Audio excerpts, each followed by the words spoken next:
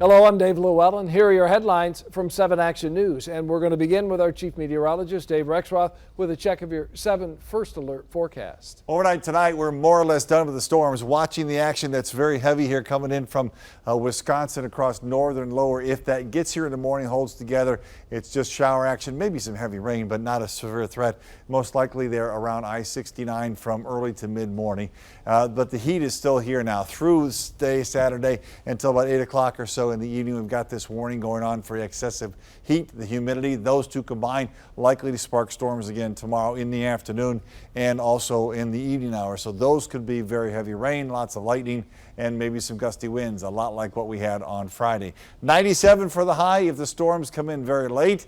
Probably more like 94 if they get here by mid-afternoon. 86 as things begin to break up on Sunday, and much cooler and more comfortable by Monday.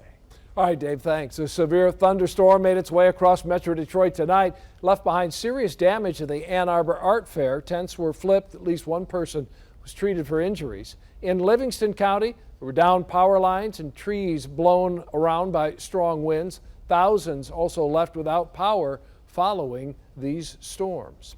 A Detroit family heartbroken after they say a neighbor shot their 2 dogs. A single bullet grazed Sadie and struck 2-year-old Samson in the chest. They were in their own yard on the city's west side when it happened Monday. Police believe it's the result of a feud between the neighbors over what is unclear at this point. The dogs' owners say they fear for their own lives now and are staying in a hotel. Police are still investigating the incident.